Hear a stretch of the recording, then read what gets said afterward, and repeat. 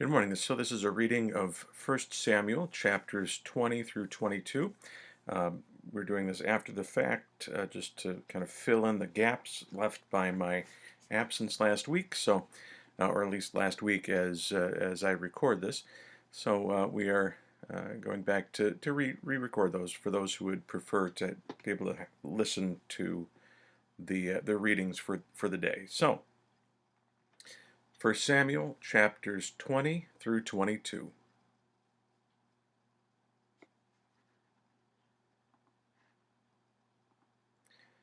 Then David fled from Naioth in Ramah, and came and said before Jonathan, What have I done? What is my guilt? And what is my sin before your father that he seeks my life? And he said to him, Far from it.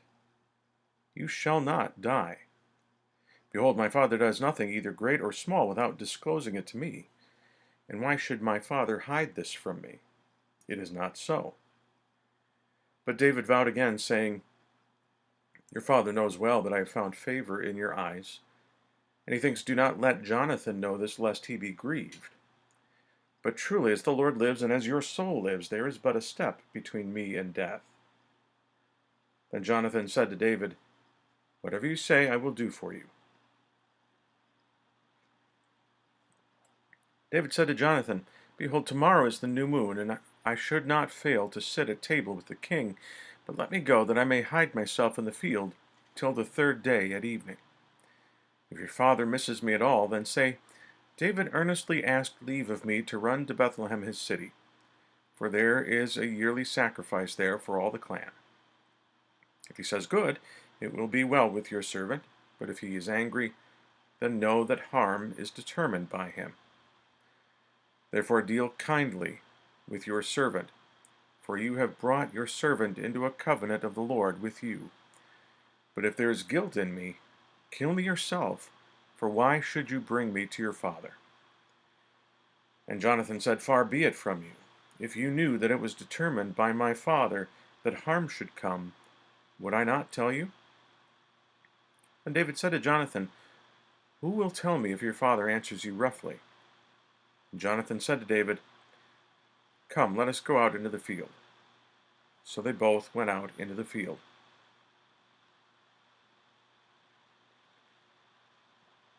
And Jonathan said to David, The Lord, the God of Israel, be witness.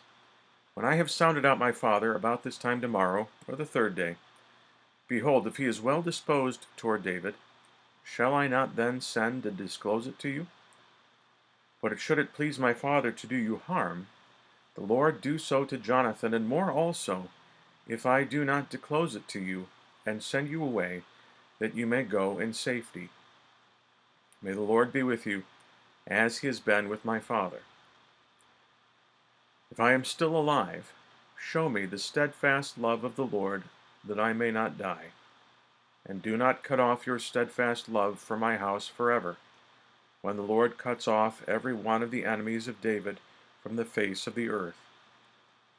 And Jonathan made a covenant with the house of David, saying, May the Lord take vengeance on David's enemies. And Jonathan made David swear again by his love for him, for he loved him as he loved his own soul. Then Jonathan said to him, Tomorrow is the new moon, and you will be missed, because your seat will be empty. On the third day go down quickly to the place where you hid yourself when the matter was in hand, and remain beside the stone heap. And I will shoot 3 arrows to the side of it, as though I shot at a mark. And behold, I will send the young man, saying, Go, find the arrows. If I say to the young man, Look, the arrows are on this side of you, take them. Then you are to come, as the Lord lives, it is safe for you, and there is no danger. But if I say to the youth, Look, the arrows are beyond you, then go, for the Lord has sent you away. And as for the matter of which you and I have spoken, behold, the Lord is between you and me forever. So David hid himself in the field. And when the new moon came, the king sat down to eat food. And the king sat on his seat, as at other times, on the seat by the wall. Jonathan sat opposite, and Abner sat by Saul's side. But David's place was empty. Yet Saul did not say anything that day, for he thought, something has happened to him. He is not clean. Surely he is not clean. But on the second day, the day after the new moon, David's place was empty. And Saul said to Jonathan his son, Why has not the son of Jesse come to the meal, either yesterday or today? Jonathan answered Saul, David earnestly asked leave of me to go to Bethlehem. He said, Let me go, for our clan holds a sacrifice in the city, and my brother has commanded me to be there. So now if I have found favor in your eyes, let me get away and see my brothers. For this reason he has not come to the king's table. Then Saul's anger was kindled against Jonathan, and he said to him, You son of a perverse, rebellious woman, do I not know that you have chosen the son of Jesse to your own shame, and to the shame of your mother's nakedness? For as long as the son of Jesse lives on the earth, neither you nor your kingdom shall be established. Therefore send and bring him to me, for he shall surely die. Then Jonathan answered Saul his father, Why should he be put to death? What has he done? But Saul hurled his spear at him to strike him. So Jonathan knew that his father was determined to put David to death. And Jonathan rose from the table in fierce anger, and ate no food the second day of the month, for he was grieved for David, for his father had disgraced him. In the morning Jonathan went out into the field to the appointment with David, and with him a little boy. And he said to his boy, Run and find the arrows that I shoot. As the boy ran, he shot an arrow beyond him. And when the boy came to the place of the arrow that Jonathan had shot, Jonathan called after the boy and said, Is not the arrow beyond you? And Jonathan called after the boy, Hurry, be quick, do not stray. So Jonathan's boy gathered up the arrows and came to his master. The boy knew nothing. Only Jonathan and David knew the matter. And Jonathan gave his weapons to his boy, and said to him, Go and carry them to the city. And as soon as the boy had gone, David rose from beside the stone heap, and fell on his face to the ground, and bowed 3 times. And they kissed one another, and wept with one another, David weeping the most. Then Jonathan said to David, Go in peace, because we have sworn, both of us, in the name of the Lord, saying, The Lord shall be between me and you, and between my offspring and your offspring forever. And he rose and departed, and Jonathan went into the city.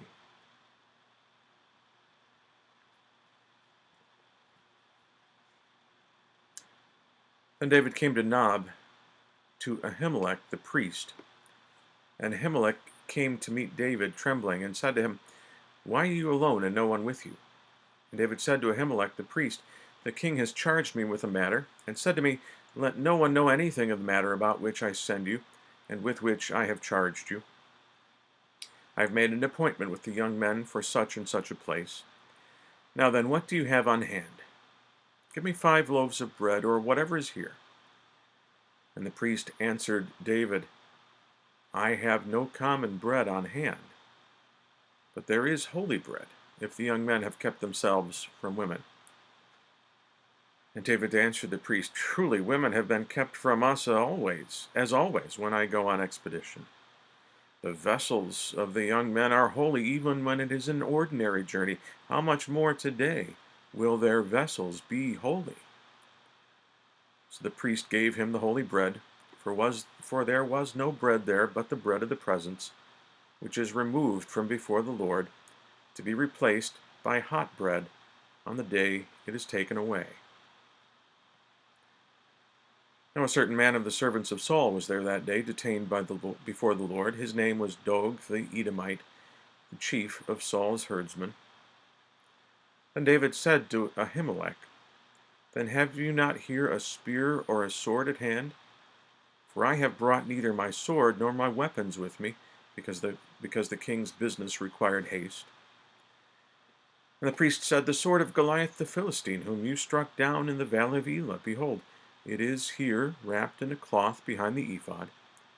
If you will take that, take it, for there is none but that here. And David said, There is none like that. Give it to me. And David rose and fled that day from Saul, and went to Achish, the king of Gath. And the servants of Achish said to him, Is not this David the king of the land? Did they not sing to one another of him in dances? Saul has struck down his thousands, and David his 10,000s. And David took these words to heart, and was much afraid of Achish, the king of Gath. So he changed his behavior before them, and pretended to be insane in their hands, and made marks on the doors of the gate, and let his spittle run down his beard. Then Achish said to his servants, Behold, you see the man is mad. Why then have ye brought him to me? Do I lack madmen, that you have brought this fellow to behave as a madman in my presence? Shall this fellow come into my house? David departed from there and escaped to the cave of Adullam. And when his brothers and all his father's house heard it, they went down there to him. And everyone who was in distress, and everyone who was in debt, and everyone who was bitter in soul gathered to him, and he became captain over them. And there were with him about 400 men. And David went there to Mizpah of Moab. And he said to the king of Moab, Please let my father and my mother stay with you, till I know what God will do for me. And he left them with the king of Moab, and they stayed with him all the time that David was in the stronghold. Then the prophet Gad said to David, Do not remain in the stronghold. Depart and go into the land of Judah. So David departed and went into the forest of Hereth. Now Saul heard that David was discovered, and the men who were with him. Saul was sitting at Gibeah under the tamarisk tree on the height, with his spear in his hand, and all his servants were standing about him. And Saul said to his servants who stood about him, Hear now, people of Benjamin. Will the son of Jesse give every one of you fields and vineyards? Will he make you all commanders of thousands and commanders of hundreds, that all of you have conspired against me? No one discloses to me when my son makes a covenant with the son of Jesse. None of you is sorry for me, or discloses to me that my son has stirred up my servant against me, to lie in wait as at this day. Then answered Doeg the Edomite, who stood by the servants of Saul, I saw the son of Jesse coming to Nob, to Ahimelech the son of Ahitub. And he inquired of the Lord for him, and gave him provisions, and gave him the sword of Goliath the Philistine. Then the king sent to summon Ahimelech the priest, son of Ahitub, and all his father's house, the priests who were at Nob, and all of them came to the king. And Saul said, Hear now, son of Ahitub. And he answered, Here I am, my lord. And Saul said to him, Why have you conspired against me, you and the son of Jesse, and that you have given him bread and a sword, and have inquired of God for him, so that he has risen against me, to lie in wait as at this day? Then Ahimelech answered the king, And who among all your servants is so faithful as David, who is the king's son-in-law, and captain over your bodyguard, and honored in your house? Is today the first time that I have inquired of God for him? No. Let not the king impute anything to his servant, or to all the house of my father, for your servant has known nothing of all this, much or little. And the king said, You shall surely die, Ahimelech, you and all your father's house. And the king said to the guard who stood about him, Turn and kill the priests of the Lord, because their hand also is with David. And they knew that he fled, and did not disclose it to me. But the servants of the king would not put out their hand to strike the priests of the Lord. Then the king said to Doeg, You turn and strike the priests. And Doeg the Edomite turned and struck down the priests, and he killed on that day 85 persons who wore the linen ephod. And Nob, the city of the priests, he put to the sword, both man and woman, child and infant, ox, donkey, and sheep he put to the sword. But one of the sons of Ahimelech, the son of Ahitub, named Abiathar, escaped and fled after David. And Abiathar told David that Saul had killed the priests of the Lord. And David said to Abiathar, I knew on that day when Deg the Edomite was there, that he would surely tell Saul, I have occasioned the death of all the persons of your father's house. Stay with me, do not be afraid, for he who seeks my life seeks your life. With me you shall be in safekeeping. Thus far, 1 Samuel, chapters 20 through 22.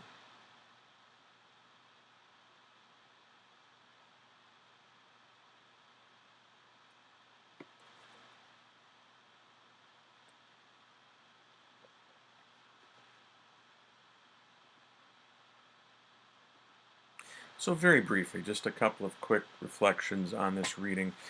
First is the amazing, amazing faith of Jonathan.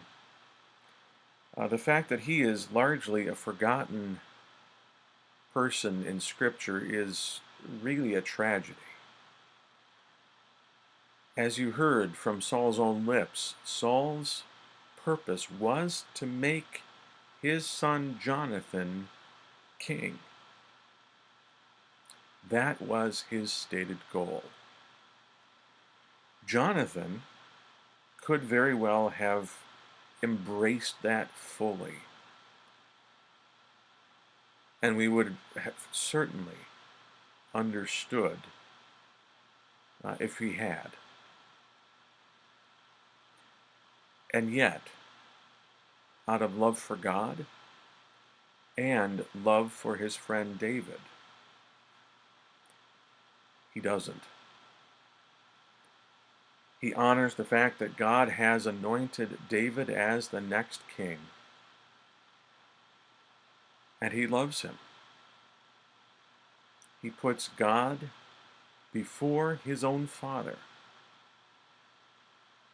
echoing, except in advance, prefiguring, whatever word you'd like to use, what Jesus would say later on in the New Testament, unless you despise, unless you turn your back on even father or mother, even child, son or daughter, you're not worthy of me.